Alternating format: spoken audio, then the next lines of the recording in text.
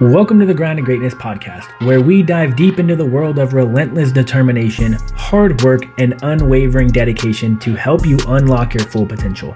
We're your hosts, Jonathan and Joseph, and your mentors along this journey to greatness. Each week, we'll bring you inspiring stories, expert insights, and practical tips where we've turned our dreams into reality through sheer grit and resilience. Whether you're looking to excel in your career, improve your health and well-being, or simply level up in life, this podcast is your go-to source for strategies, motivation, and the mindset needed to achieve personal excellence. What's up, everyone? Thank you for tuning in to another episode of Grind to Greatness podcast. And today we are sponsored by Elite Mind Athlete, #1 online elite coaching program for high school athletes, helping them build the discipline required to perform at the highest level. We built an app that structures and organizes their day to execute 10 high-performing habits that focus on mindset, discipline, nutrition, and performance. We call it the Elite Grind System. We gamify the process, allowing each athlete to compete with others around the world to see who puts in the most work during the unseen hours. If you want to become a champion, then you have to start doing what champions do. Visit elitemindathlete.com and schedule your free consultation to learn more. Mr. Joseph, what's up, brother? Not a lot, bro. Just chilling. You Getting crushed jacked. that. You crushed that intro, though. Yeah, man. I feel big. I know, dude. But your shirt's like 10x smaller than all the other shirts. So You know what's funny? Everyone's like, oh, my clothes are fitting differently. I've gained 60 pounds. I wore this shirt 60 pounds ago. Like, I'm still wearing the same clothes. I think I've bought in like 2 new pairs of like dress pants. yeah. That's it, bro. I'm still wearing larges. I wore a large when I was 180. I'm wearing a large at 240. Jeez, bro. God. Shirt size stays the same. Shirts, I don't know why. I don't know where all my weight's at. It's in my gut. Yesterday, or a couple of days ago, I went on a field trip with the littles at the summer camp, and they didn't have a field trip shirt for me. All they had was kid sizes. Wear that and they were shit. like, you could fit in the extra large kids. And I was like, I don't think so. You fit, didn't bro, you? I fitted into that extra large kids. I was like, yeah, I'm going to go home. Like, I'm going to go I'm depressed. home. I looked jacked. I looked like you, though. I was jacked. Like, I was stretching out the sleeves. Confidence went up. I was like, you know what? I'll rock it. Hey, kid sizes are a little cheaper, bro. Go start shopping at Baby Gap. It felt good. Hell, you Gap kids. It's a mindset thing. I told myself this is not extra large kids. I told myself this is a man shirt. I'm just jacked. And then you know what? Your beliefs become your thoughts. Yeah. Your thoughts become your actions. Your words. Your words become your actions. Oh, what? Yeah, your words. The words. No. Yeah. The system. Yeah. Your thoughts become your beliefs. Your beliefs. Become your words. No, that's not how the way it works, fool. I've studied this shit. Yeah, it's your belief system, right? Your core values. They control your thoughts. Your thoughts control your actions. Your actions control your outputs. If you really want to get detailed, your beliefs control your thoughts. Your thoughts control your emotions, and it physically causes your systems to make decisions based off feelings. Like, we're feeling oriented. Like, you'll release dopamines or not dopamines, and it causes you to do shit that you don't want to do because your mind's fucking weak. Man, I should know more about this because I'm reading Leaders Eat Last by Simon Sinek. Yeah. And he talks about, the chapter was called EDSO. I don't know what the E stood for. D is dopamine, S is serotonin, O is oxytocin. So like the hormones, like the feel-good hormones. Yeah. I don't know what E stands for. But yeah, it literally says like, so like for oxytocin, that is like a feel-good emotion to where like if you do a good thing, you get this sense of like, I'm doing something good. Yeah. The person you did it for gets the same feeling. And it's so powerful that if you just witness a good thing happen, the witness will get that same oxytocin release. Yeah. The chemical release in your body really controls everything that you do. Yeah. Can you bypass that though? That's where self-discipline comes in, right? We know if I eat this food, I'm going to fucking feel good. Yeah. You are wired to fail. Like, or your brain is wired not for progression. Well, think about evolution. We were wired to, when we eat, to feel good, because it's like, I'm eating right now. I don't know when my next meal is going to be. Yeah. So the fact that I hunted and gathered and killed some shit and gathered some shit and now I'm eating feels good. I want to repeat this. So I need to go out hunting tomorrow. Yeah.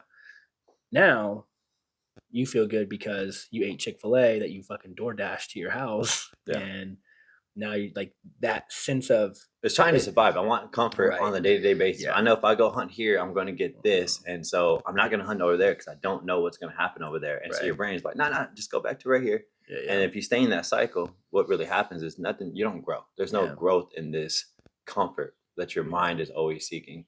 Yeah. And that's always the game. Is how can you bypass that? Yeah. That's why I said you're built to fucking fail, because growth is uncomfortness. For sure. And your brain does not like that shit. Yeah. Well, let's talk about failure and growth. So today we're talking about how to optimize your current situation to maximize mental toughness. So kind of like what you said of how do we take our current status, our current routine, our current lifestyle, and how do we maximize it with mental toughness? Because again, those feel-good emotions, those feel-good chemicals are going to keep you complacent. Yeah. They're going to keep you failing, essentially, is what's happening. So I know you got a cool story, man. So yeah, man. So I came across this story from Bruce Lee, and it just reminded me everything this podcast is about. The reason I was searching for something like this is because I just feel for some reason you have that I have the inner critic. You apparently it's non-existent. You remembered, but something always tells me like, Jonathan, you think you're badass. Why do you always keep pushing? And there's just a little critic just trying to always just put me down, make me not do the things that I know I should be doing. And so I always try to find information to like, hey, shut up, folks. All right. And so I came across this Bruce Lee story, and the story begins with Bruce Lee and a running bunny, and a running buddy during 3 miles every day. This is working well and providing a pretty good workout. One day, though, Bruce Lee decides to raise the bar a bit and suggest, no, we need to do 5 miles today. And while the other guy's reluctant, he agrees, and they get started. Just a few minutes into mile 4, the running buddy decides he is done. He tells Bruce Lee that if I run any more, I'm liable to have a heart attack and die. Sounds pretty serious, right? Well, good old Bruce Lee just looks at the guy who is most likely sweating profusely and breathing hard by now and says, then die. Of course, no one actually dies, and they both manage to finish the 5 miles. Later on, when Bruce Lee asks why was he so harsh in his words, Bruce Lee says something quite profound. He says, because you might as well be dead. Seriously, if you always put limits on what you do, physically or anything else, it'll spread into the rest of your life. It'll spread into your work, into your morality, into your entire being. There are no limits. There are only plateaus. But you must not stay there. You must go beyond them. If it kills you, it kills you. A man must constantly exceed his level. And so it hit me hard. Yeah. It's the reminder of this is why we keep pushing. Why would we be on this world just to stand still? Like we talked about, depression likes no movement, and people are hurting every single day is because they're trapped into the mundane of not progressing. And it just hit hard because in my 20s, from age fucking 19 to 26, it was no growth, no movement, no information. Every day was the exact same day, and it just repeated itself. And I was just looking from paycheck to paycheck, just trying to just survive. And it was like, it was the worst. And it just blinked in front of me. Every day was just fast forward until boom, just consecutive days of the same thing of no growth. And I remember the feeling of like, this shit sucks, man. Like I had a career, I had kids, I had a job, I had like the American dream. But I was like, whoa, this is not the dream. Every day I was hurting as a man, had no hope, didn't know what to do. I was stuck. Yeah. Right. And so a lot of people are in this place, right? They got the careers, they got the things. And it's a fucking big fat puddle of comfort. And it's not really comfort because they're hurting. Right. How do we get these people to actually move? How do we get them to change? How do we get them to adopt this type of philosophy, this mindset? Where focus goes, energy flows. I think is a huge thing. If you're like that guy, if you're going to focus on your little heart attack that you think you're going to have, all of your energy is going to go there and you're going to shut down, right? So if you're just focused on the negativity of whatever it may or may not be, you're going to slowly by surely pour energy into not progressing because you're setting those limits, right? Each and every day. And so I think for most people, we focus too much on the pain of exercise versus the benefit of exercise. We focus too much on the pain of getting a new job versus the benefits of getting a new job, and whatever it may be. You're focused on the wrong thing. And oftentimes no one's there to point you in the right direction to the right things or the right feelings.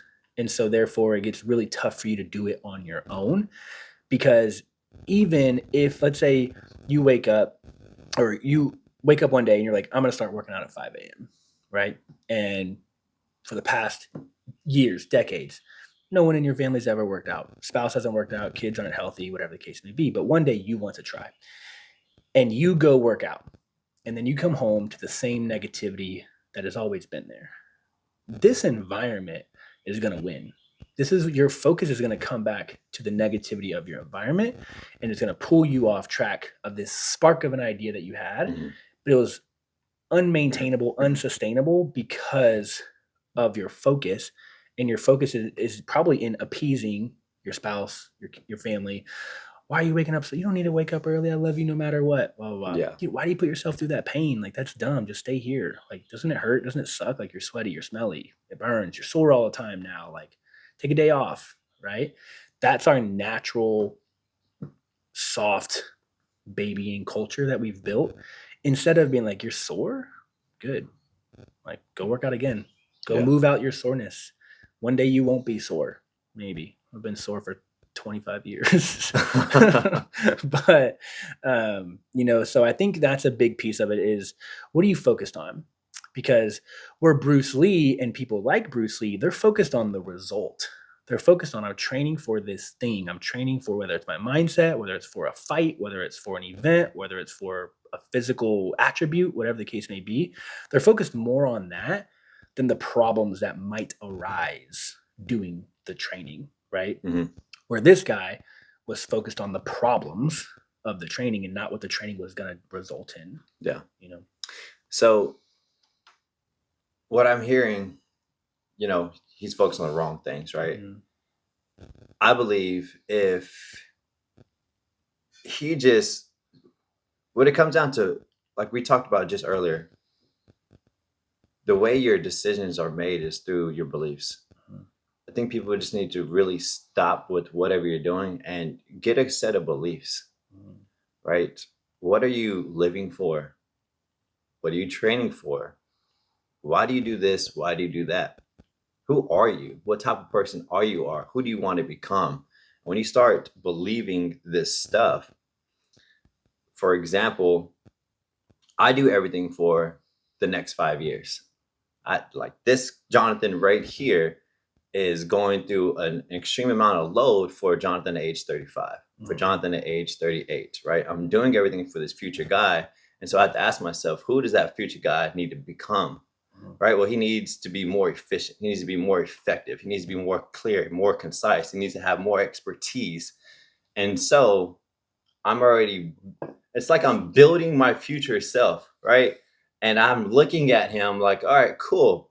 It all started with how I wanted him to look, right? It was very physical at the very beginning. I wanted Jonathan to look like this. Yeah. And so it was like a Greek god is what I put in my head. They're all detailed. Yeah. And so I was like, okay, what needs to happen for me to make that happen? Oh, it's bodybuilding. It's, working the detail work. And then you start getting more advanced with it. Okay, how do I want Jonathan to, what kind of values does this guy have? All right, cool. I don't know, right? I don't know. And then so I start looking outwards. Who do I want to model? Right. And then so I start seeing these other people. I'm like, man, they got this attribute. They wake up early. They value their time. They value information. They value progression. Okay. Now I'm just downloading. It's trial and error. Maybe it's not the thing I want. Yeah. I want to stop right there with kind of looking at other people who are where you want to be. I was listening to one of our podcasts the other day, and you were like, "I run with Ed Milet." It was a little clip, right? So looking at these successful people and pulling their attributes to you, whereas you know how many people I'll be like, let's talk about Elon Musk. Let's just say, let's talk about Elon Musk. Oh, he's a fucking idiot. He's an asshole. Blah blah. I'm like, you don't get it. You'll never be successful if all you're going to point out is the negativity in someone. Let's talk about Trump. Oh, fuck that guy. He's so rude. He's an asshole. He's a womanizer. He's racist. He's this. You'll never be successful. If you can't look at what the successful, ultra successful people are doing, or ultra successful people in your world or in your realm or your industry, and pick and choose like the attributes that they have, like you will never, you think you're going to do it alone? Yeah. You think you're going to do it with no role model to look at? You don't think you're going to do it with, or you think you're going to do it with no set of values or principles that other people before you have put in place? Like if all you're going to do is talk shit about the people above you, you're never going to get there. No. You don't have to become that person. You pick and choose how you want to bake your cake, man. It's you. How do you want to bake you? Yeah. What ingredients do you want? What ingredients do you need to become that person, right? Because you may want to have an okay body. You may want to just have this average life, but that's not going to help you with your goals. You have to choose things that like, this guy wakes up at 4. Yeah. So I don't want that, but that's what that's what success and progression pushes towards. So I need to value that now. I need to start valuing different things. I did that when I first became a trainer. I was never a trainer, right? I was in the military, never did sales, never coached a single person in my entire life. I get out of the military, I go to Gold's Gym, right? All I could do is look at my surroundings of all the other trainers in the industry who were in the gym that I was in and pick and choose which characteristics that I wanted to take from them to adopt and create my own set of values and my own set of energy in the gym. I can tell you like right now, the first gym I was at was Gold's Gym Fiesta Trails in San Antonio. And I took my flirtatious, charismatic personality from Lawrence, and we've talked about him before. I took my bro science side from Rob. He was a big ass jacked Marine. I took my you're a fucking idiot from Kim Waddy, who's a female. She's fucking hilarious. She's literally the female version of me. Everyone's like, y'all are fucking identical. She was my roommate for a while too. And so I look out and I say, these people are all been in the industry for years. I'm brand new. They're all making more money than me. They're all have more certifications or experience than me. Yeah. So I'm not just Lawrence. I'm not doing everything Lawrence is doing. He does some shit that I don't agree with. There's some shit Rob does that I don't agree with, or some shit Kim does that I took little things that I was like, that made them successful. That made them successful. I like that. I like that. I like that. Let me adopt all of that and be a little bit of all of them. You know what my inner critic is saying when you talk like this? Oh, you're just copying other people. Really? That my inner critic's always talking. But no, but we don't understand. But I use it because it reminds me of the way I used to think. Yeah. And so it stops me from like, no, I want to be my own person, because somebody outside is like, oh, you're just copying other people. But what you're saying is you're not really just copying other people. You're downloading bits and pieces and you're taking what you like, and what you're creating is a unique version of yourself. You're not copying other people. Well, this is the same, like if you think of copying as a negative thing, there would only be UPS. There would be no Amazon. There would be no United Postal Service. There would be no FedEx. There would only be whoever was first. I don't know if UPS was first. There would only be the first person there. If you think of copying as a negative, there would be no Southwest Airlines. There would be no Delta Airlines. They're all copying something, but they're taking bits and pieces that worked really well for whatever the first airline was before them, and they're adopting it and adding in their own thing, right? American Airlines, you got to pick your seat. Southwest, you don't. I don't know what happens. I've never flown Delta in 10 years, I don't think. So I don't know what Delta does. But each airline has their own little things that they do. Yeah. But they're all copying one another. You don't think that they're watching each other. The coolest thing, I was on a call the other day with a company called Thrive. I think THRYVE. It was like a CRM database. They had a marketing side of their database. And they said, if you sign up and use our marketing tool, we will monitor your 10 top competitors. And we will provide you insight on the words they're using, the prices they're using, the membership options they're using. We will provide you with all the information of what your competitors are doing to give you a better idea of what you should be doing to be successful. And I was like, fuck. In a creative time. That's pretty crazy. So the next thing my little voice would say is you're comparing yourself with others. And you know what comparison does? Do you know what it does to your mind? I know comparison is the thief of all joy. Yeah, it literally causes unhappiness. Like 100%. When you start comparing, it causes unhappy. Like, is your natural state. When you start comparing, you start releasing those chemicals of you're not where that person is at. Instead of using it in a different way. So one of the topics I talk about for high performance is high performers do everything in opposite land. Right? They live in opposite land. Normal people, average people use comparison and it makes them unhappy.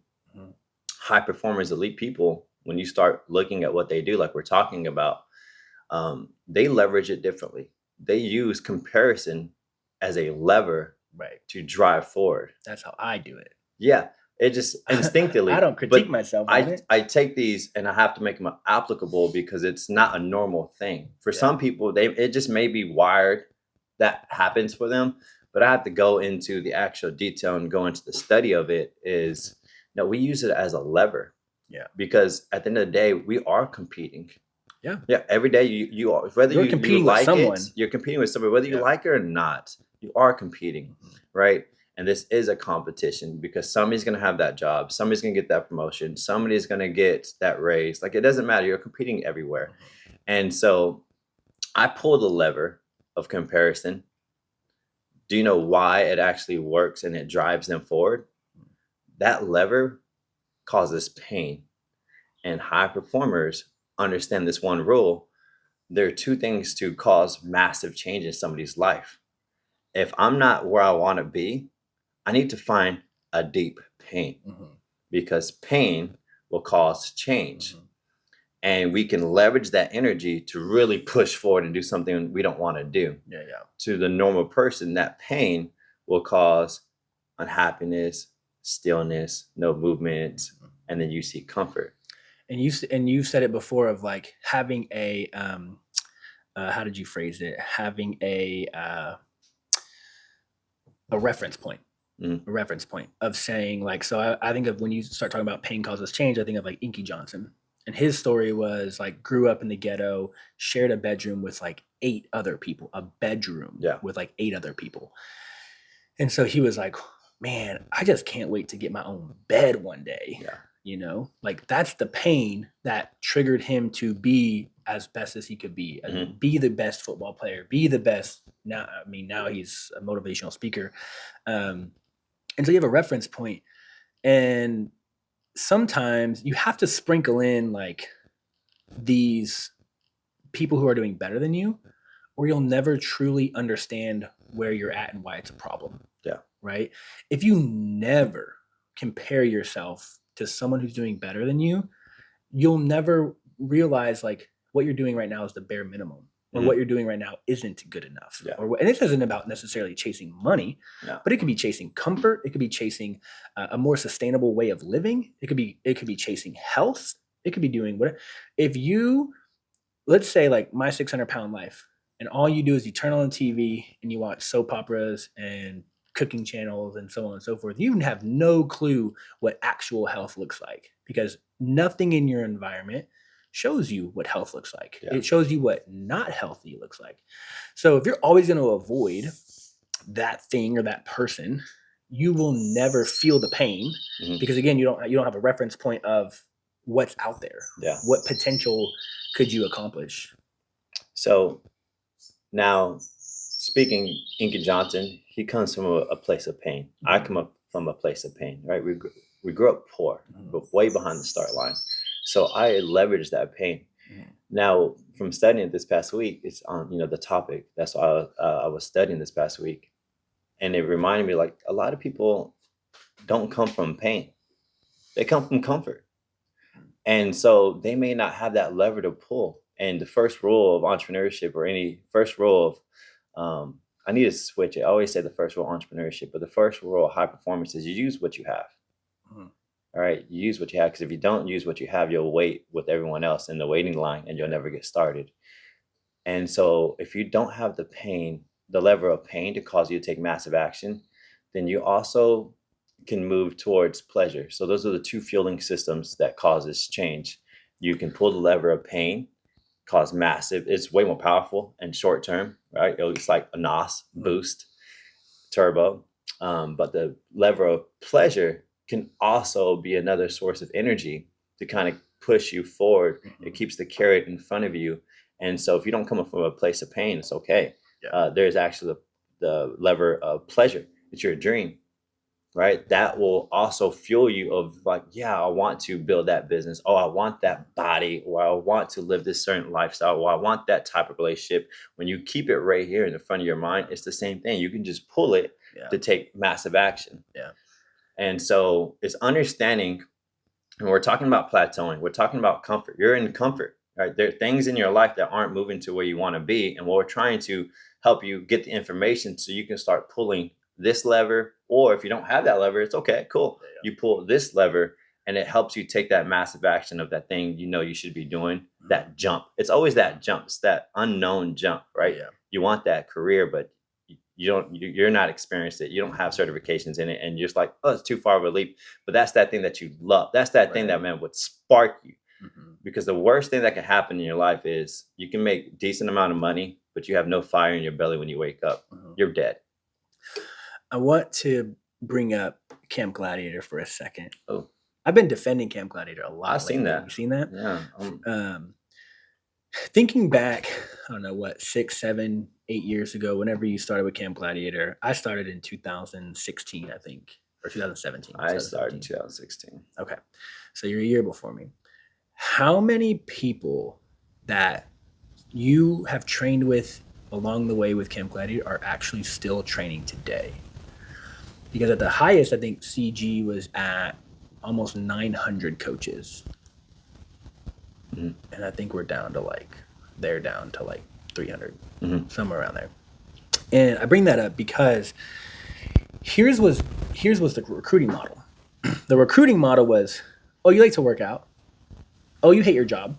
Come be a trainer. That was the recruiting model. Worked really well. A lot of teachers left their careers to be a CG trainer. Now guess where they're at? Back to being a teacher. Yeah. Because the change that they needed and the drivers that they needed to be successful as a trainer or a coach or an entrepreneur or a business owner or whatever, it wasn't their passion. It wasn't their pleasure. They were chasing money. That's like Pitbull says, if you chase money, it'll always run. Yeah. Right. But if you chase purpose and passion, money will come to you. It wasn't their purpose and passion to be a coach. They were chasing money. And so when people drown themselves out, and I love talking about burnout. Just you have to have a good work-life balance. You're going to burn yourself out. Don't burn yourself. Don't work too hard. You're going to burn yourself out. If you burn yourself out in an industry, it was never your pleasure. It was never that lever. It was never. You should have never been there in the first place. You were chasing the industry for the wrong reasons. And so for people who are trying this entrepreneurial thing, whatever it may be, if you're chasing money, you're going to burn out. You know what I just realized burnout means? Fucking lack of passion. I don't know. Well, lately I've been on this topic of that fire in your belly. It burns out. Like for some of my brain, right? The way it operates. Even though everyone knows what burnout means, I just fucking connected the dots. And because I had this conversation with my son yesterday. I was like, son, I was like, here's a quick nugget as we're driving to work. I said, son, when you start chasing something and you have that fire and it really starts getting you moving, but once it's gone, cut ties. Cut ties, because it's no longer, you've reached your max right there. Go find something else that's going to put that fire in your belly, because that's the thing that you have to keep alive. And if it's not there no more, son, it's not there. Cut ties. And some people, they're afraid to cut ties because it's just the norm. This is what I've been used to. I don't know anything else. You tell me I have to go back to school. You tell me I have to go get more in depth. You have to tell me I have to take these other certifications to go over here. No, I'm fine. And they sit there with no fire in their belly. And so one of the greatest things I can give my kid is, when it's gone, it's gone. Cut ties, bro. Find that thing. It burned out for a reason, listen to it. That's really important. Listen to it. Right. And it reminded me of the conversation we had with that one successful dude that I was at the table with at a birthday party. Super successful guy. I remember this story. He is all like, dude, I exit. Yeah. He's like, when I don't wake up and I don't have that fire in my belly, I exit. Yeah. He's like, but I built the type of person that can go out and do other things. Right. He's like, I'm not job security. Yeah. I don't care about job security. I'm human security. Yeah. I secure myself by the tools that I've given myself to go out and do something else. So no matter what I do, money will find me. Mm-hmm. I attract money because I built the type of person that can go out and create money. So me jumping ship, it doesn't matter. Yeah. You could take everything away from me. Mm-hmm. I'm going to go build something else because this is the fire in my belly. Mm-hmm. And that's why it's so important for you to be a people person. Because I know we've been talking like you go out in the public now, you're like trying to get to know everybody, right? Yeah. That's so powerful because somewhere along the way, you're going to meet people and connect with people that you need their help. You need to pull their levers to get to where you want to be, right? And so, if you asked me for anything, I probably have someone I can put you in contact with to do whatever it is. I need an attorney. Cool. Got one. Oh, I need a real estate agent. Okay, cool. Got one. I need an AC guy. Cool. Got one. I need a doctor. Cool. Got one. I had a client the other day, him and his wife, pregnant, first baby, and the wife is going through gestational diabetes and got on insulin. It was making her nauseous. So she's like, I can't stay on this. It's like, this is ruining me. So I can't stay on insulin. I need something else. The medical facility or company or group that she was a part of had no real advice. And I'm just listening to him tell me this story. And I'm like, you know what? I have someone that I can reach out to and I can get you better advice. My buddy's wife is the director of a NICU of all of San Antonio hospitals. Yeah. I was like, let me text her real quick. I text her. She fucking gave me 3 people for them to reach out to. And the guy was like, man, thank you so much. Yeah. And so you have to be, for that guy's story, for our story, you have to be a people person. Yeah. You have to be ready and willing to build connection to, again, pull your levers for whatever you need to keep your passion and your fuel alive. Or for him, when he jumps out and he jumps back into something else, I bet he's still pulling people from his past to help him jump into the next thing. Yeah. You know what I mean? He's not doing it alone. No, you don't do anything alone. You don't do anything alone. At all. And I think that's the point where that's stopping us from our next scale, our next level. Is we operate so much by ourselves, right? And we have to understand, we can only get so far by ourselves. And so we identify the weak points. I don't like talking to people. People, they take a lot of energy away from me. I'm a natural introvert. I'd rather just fuck with myself. And so realizing, my goals require me to be somebody else, right? The 37-year-old Jonathan, for him to scale businesses. No, the future Jonathan. Future Jonathan, what does he need to be able to scale and grow the way he needs to scale and grow? Well, you look at all the models, all these people are people, right? They have great communication, all of them. Jonathan, you are not a people, right? People person. You're not a people person. Cool. You need to start working on that today. So that way at age 37, you have built up that attribute. So what did I do? And recently, cool story, I pick up a book, The Art of Small Talk, because I need to get comfortable of it's very uncomfortable talking to random people. So uncomfortable. It's weird. It's uncomfortable. And that's why I never do it. But people want to help people, right? And so I read this book. It gave me the confidence. I think that's why I read so much. It just gives me the confidence. Not that it has the best information, right? I think it's my way of practicing shooting my free throws. It just gives me confidence. So I read that book, got some nuggets, started talking to people, and started putting practice into play, actual practice. And this book was $14 on Audible.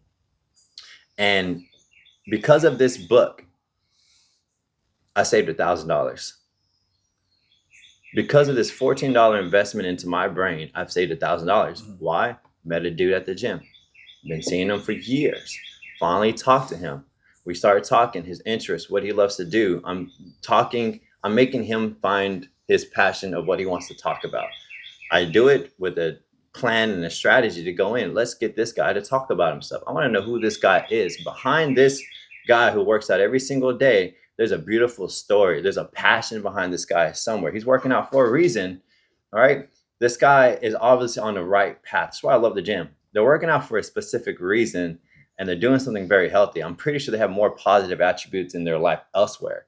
And it turns out this guy is in social media. This guy is into marketing. This guy is into AI. And this dude just lit up. And then after he was done, he asked, he knew about small talk.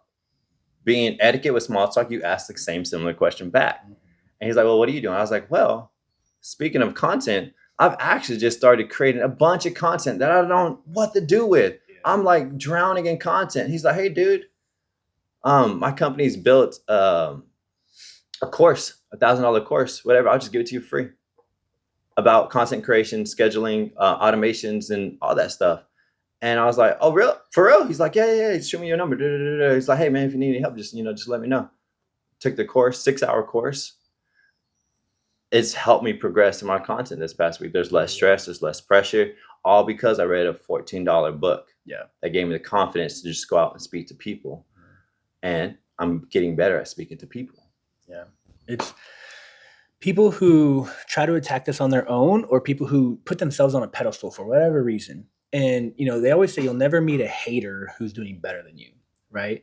So the people who are talking like, again, going back to the Elon Musk or the Donald Trump example, and all they're doing is hating, you're not doing as good as them. Yeah. I don't think you would ever see Elon Musk hate on Trump or vice versa because they're probably in equal playing fields. And so that's why, again, like when I have a conversation or whatever, I'll just let the other person rant or riff on whatever it is that we're talking about.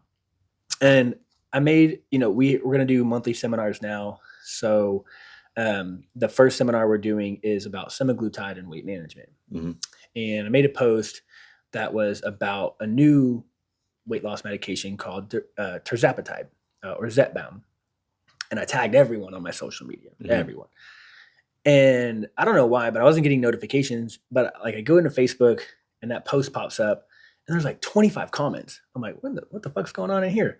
And there's people just talking shit. Fuck this medication, screenshotting side effects and telling stories about how it fucked up one of their friends and like hate. And I'm like, you don't understand that we have an obesity problem. And this medication is in place to help with that problem. There's side effects to everything. Drink too much water, you'll go into hyponatremia and you will die. Yeah. There is complications to everything. You can never completely avoid a side effect. And all these haters, hater. And then I was like, guys, like how about instead of just talking bullshit, how about you just register for the event? It's $20 and come learn. Mm-hmm. So that if someone in your world actually needs it and wants it to literally save their life, you can give them better advice than the comments that you're fucking making. These comments are not doing anyone any good. This negativity is not doing anyone any good. Complaining offers no value.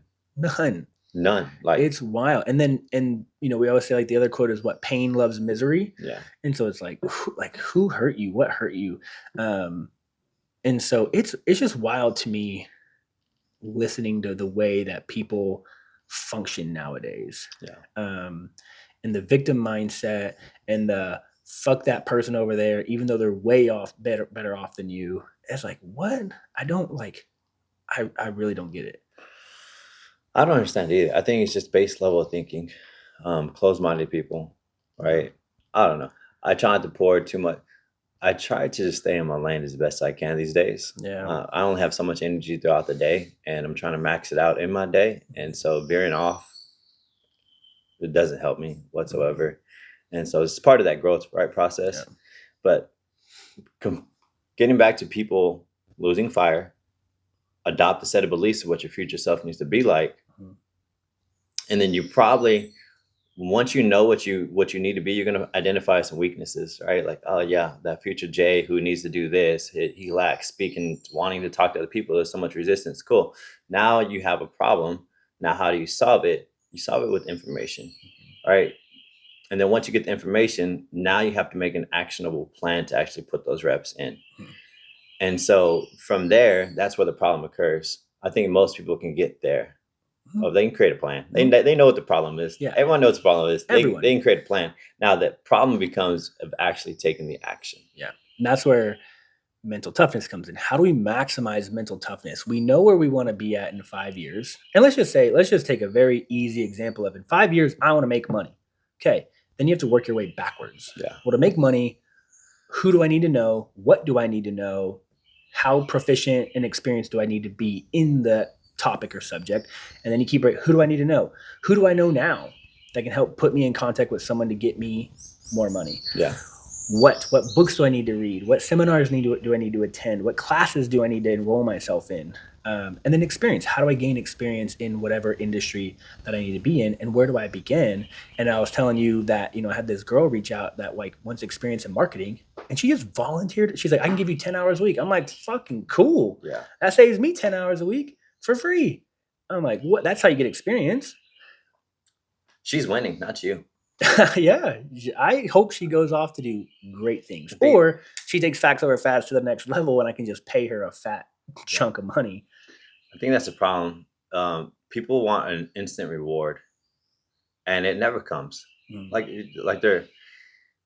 been around a lot of people who get interested about something, and then they want to start making money off of it really quick. And I was like, dude, you're underskilled, like you're undereducated, and I was like, you don't have that kind of quality of work yet. I was like, why don't you just go do it for free? Yeah. And for some reason, people, it doesn't have that immediate gratification, so they don't ever go do it for free to get better. Yeah. And so they'll struggle at this low performance level, and reason why they can't get the clients, can't get that product pushed, or nobody's buying.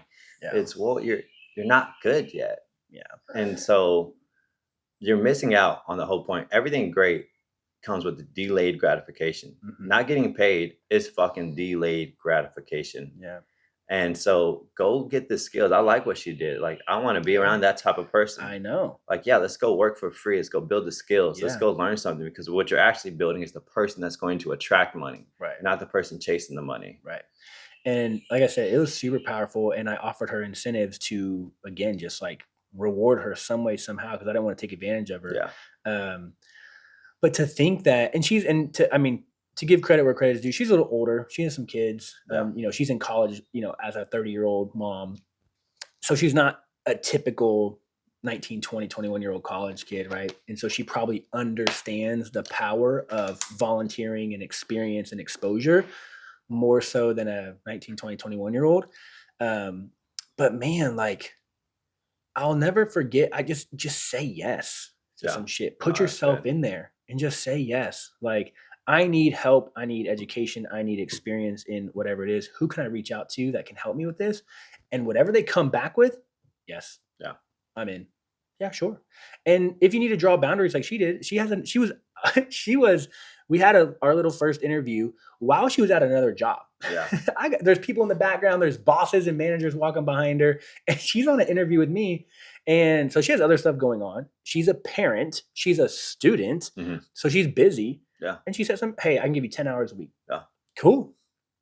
Put boundaries, but still threw herself into the fire. That's such a smart move, because she understands that putting in reps. I just got to fucking put in some reps somewhere. Not where can I go get a job and get money? Right. No, where can I go put in my reps? Yep. And not only that, and we talked about it with Aunt Auto Detailing, but do it like his first truck wash that he did for me, the first detail was free. Yeah. Right? She's doing it for free. She's getting in her reps. And she's on it. I was like, hey, let's share a Google Drive folder, and we kind of dump some stuff in there to help each other out. Bro, she typed up a whole document on ideas that she was going to post about. She's like, hey, I wrote you a document within 12 hours of us getting off a phone call. Yeah. Hey, I wrote up a document. Let me know what you think about it. Type in some ideas for me. Riff off of these little bullet points that I made, blah, blah, blah. I was like, what? Yeah. You're on it. That's good. You're on it. Well, a lot of people like her, I want to say they've learned one thing. They learned how to pull the right levers to take massive action. So you have the plan, how do you stay moving? And I think most people, we'll speak of dads. I want to talk about this. I think everyone has a secret source that they can pull from, whether it's chasing that dream or it's an immense amount of pain. And I think a lot of dads are using their most valuable resource, which is the dad card. Mm-hmm. The dad card is the most powerful resource a parent could have. Let's just say parent, not just a dad. And they're using it the wrong way. the parent card is supposed to be used as Iron Man's energy source. It is extremely powerful because you can pull the lever of I have to do this for my kid, causes extreme pain. But instead, today's norm is they use the dad card or the parent card as a handicap sign for a car. This is the reason why I don't have my dream. This is the reason why I'm broke. This is the reason why I can't do this, because I have to take my kids to school because I'm exhausted all day. And so they pull the parent card as an excuse. And what they don't realize is the parent card is the freaking most powerful energy source you can absolutely use. So if you're a parent and you're using that card as an excuse, you're fucking missing out completely on the most valuable resource of pain you can use. Instead of saying I can't, because now you can say I have to get into shape for my kids. I have to not be broke for my kids. I have to create more time for I have to. And if you don't have kids, the other source is your dream. Right. Vision a dream. I have to do this for my dream. I have to do this to be able to do this. Right. And so it doesn't matter. I think you're just underutilizing everything and just using that parent card as the handicap sign for your life. And it absolutely destroys everything around you. Yeah. Well, it's because when you become a parent, right, you're probably surrounding yourself with other parents, and that's the norm. Yeah. You know, how many parents are talking to each other and like, oh, I'm just fucking so tired. Dude, Johnny. I just work all day. Work, and I gotta take them to practice, and then I gotta get them ready for bed, and then I gotta cook food, and then I gotta shut up. All your your clientele, all parents. Yeah. The big fat majority of them are all parents. And you understand, you aren't a parent, but you understand all their problems and their mindsets, because that's your clientele. But then again, I always tell people this all the time. If I shadowed you, if I was your coach, and I followed you around all day, all week long, I bet I could find little missing links that you're like, I'm so busy. Well, why are you sitting down watching Netflix? I'm so busy. Well, why are you posting and commenting on social media? Yeah. I'm so busy. Why are you taking a nap? Yeah. I'm so busy. Why'd you sleep in until 8? Yeah. Why aren't you up at 5 a.m.? The word busy means you're inefficient. Yeah. And fucking lack of priorities and lack of fucking that's what that means. Organization. I was that person. I like I said, I understand everything. I understand all your concerns. I feel it. I understand it. You are a busy person because you're underskilled. Now, what changed my entire life, right, is I got the exposure. I told you, I listened to Eric Thomas when I was in that dark time. And it was just at the top of my mind. This dude said he wakes up at 3 a.m. Yeah. Because he is not smart, because he can't keep up with everyone else. If he woke up at 8 a.m. with everyone else, he's going to lose to the smart people. Yeah.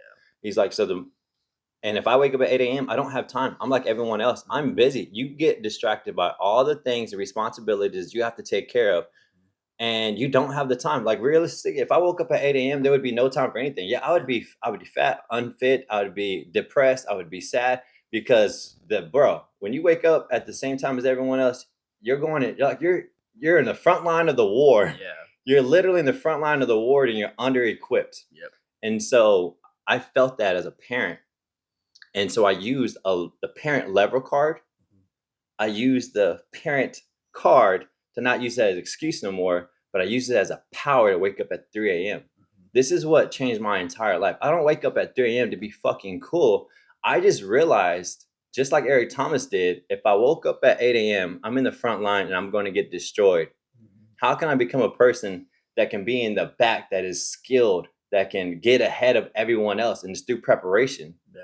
I woke up at 3 a.m. and it was hard as shit, but I used the power of I have to for my kids. Right. I wanted to be done with all my work. I wanted to be done with my workouts. I wanted to be done with everything that I needed to take care of. So at 8 a.m. or 7 a.m. when my kids woke up, I was almost done for the day. Yeah. You had all your shit done. All my shit done. And so waking up at 3 a.m. is not some cool thing I want to brag about. It was, I had no choice to wake up at 3 a.m. You know what happened when I started waking up at 3 a.m.? I stepped on stage in bodybuilding at 1% body fat percentage. Hell yeah. Do you know what happened after that? I wanted to become an entrepreneur. Do you know what I did? I still had a family. I put the same process in place. I woke up at 3 a.m. and instead of working out and doing all the other things, I still worked out. But I also, while working out and doing cardio, I started studying how to become an entrepreneur. And you know what happened after that? I built a business with CG. After that, I wanted to become a real estate investor because the dream got bigger. Do you know what happened? I still woke up at 3 a.m. and I started reading all the books, the courses, and everything to go out and build that. And then after that, I woke up at 3 a.m. to start. There's a secret to waking up at 3 a.m. and it's not just to sound cool. Yeah. It's you don't have time. Where else are you going to get it? This is why we wake up in the morning. It's not some special magical sauce of like why millionaires wake up early. No. You can wake up at 5 a.m. It doesn't matter. As long as you give yourself time to actually do the things you need to do. I just know that it takes me 3x more work than everyone else, which is why I wake up at 3 a.m. Yeah. It takes me longer to get stuff. And there's no distraction. There's no distraction. It's just me, my work, my studies. And that's why, so every January or December, one of those months, for Unconquerable, we do the 5 a.m. wake up challenge every day, 7 days a week. How much more time could you give yourself if you just woke up at 5 a.m. on the weekends alone? On the weekends alone, you could give yourself 10 extra hours. Like you're used to waking up at 8, 9 o'clock on the weekends, wake up at 5 a.m. No. I got something better.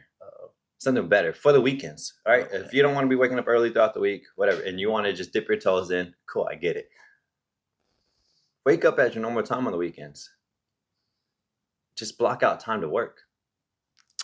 Yeah, but they won't. No, waking up earlier on the weekend is way harder than blocking out. I think the easier step would be, let me just spend 2 hours when I wake up at 8 a.m. to go work out for myself. No, they won't do it. Or to go whatever. Because family's going to wake up. Spouses are going to wake up. We got things to do. We got to clean. We got to cook. We got to go to brunch. We got to go to church. We got to do this. I got to do it.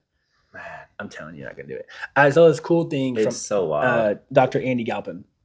And a lot of us have a very unstable relationship with our bed.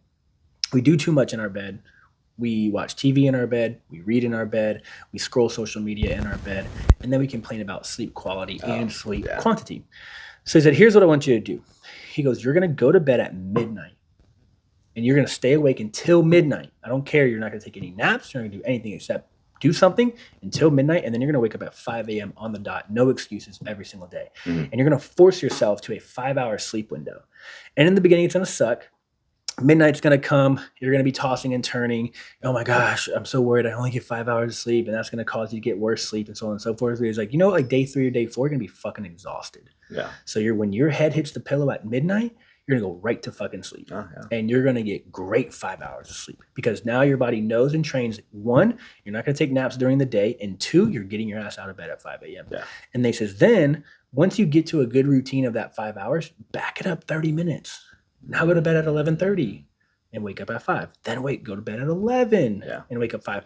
The problem isn't that our sleep is so bad. The problem is that when you lay down, your body doesn't know it's time to go to bed. Your mind triggers social media. Right. Like your mind doesn't know like bed means bed. It's what I tell my athletes. Yeah. I was like, you got to get your phone away from your bed. Your bed should mean bed. It should trigger your mind to start. We should start cooling down. It's time to go to bed. But your whole bedroom is social media. It's put a movie on. If you have a TV in your room, get it out because it's triggering your mind of, I get in bed, I put on a show. Yeah. I get in bed, I grab my phone. Like those are triggers. Right. When I lay down, instinctively, you are doing these things. Yeah. And so you create my office. My office is now work. Yeah. I don't do nothing else in my office. When I need to work, office means office. Yeah. Bed means bed. Yeah. Kitchen table means family. Yeah. Right? These are the things that you have to trick. And people don't realize this is why people get stuck, because they never go deep into understanding how the brain, the neuroscience actually works, which is why you should be listening to podcasts, listening to information and learning. Yeah. It's like, oh shit, I've been messing up this entire time. Yeah. Information is always going to get you to your next level. Yeah. Right. You're stuck here is because you're lacking some information that could help you get to your next level. And then you're lacking that habit to be able to execute at that level. Yep. And so listen to more shit. Expand your bubble. Set your environment up for success. Realize that scrolling TikTok in bed for an hour before you fall asleep is fucking negative as shit. Watching TV in bed. I can't sleep without the TV on. Do the whole midnight to 5 a.m. bullshit, and I guarantee you'll fall right to sleep. It's so funny. Everyone's like, military people can sleep anywhere. Yeah. I'm like, yes, because we know when we're exhausted. But two, we know when we lay our head down, we've got infinite amount of time. Not infinite, the opposite of infinite. Finite. We got a finite amount of time to fucking sleep. Yeah. And we don't know when we're going to get woken up in the middle of the night for an explosion, an attack, a fucking drill if we're in training. Like, we don't know. Like, someone knows, but we don't. So when it's like, hey, go lay down and get some rest, fucking I'm out. Yeah. I'm out. I don't care if it's 30 minutes, an hour. I don't care. I'm out. I'm not fucking playing on my phone. I'm not twiddling my thumbs. I'm not watching these TV. Sleep people. I don't like these people. What, Jay, what about you? I posted a couple years ago about my sleep schedule and how I wake up at 3 a.m. and have been doing so over the past decade. And you get all these comments about fucking sleep and da-da-da-da-da and da-da-da-da this. And I was like, well, I go to bed like at 9 or 10. I'm getting around 5 hours of sleep. Yeah. And I was like, well, that's not enough. I can get 8 and it's still not enough. And I'm like, yeah, you can get 10 and you're still going to be exhausted. Yeah.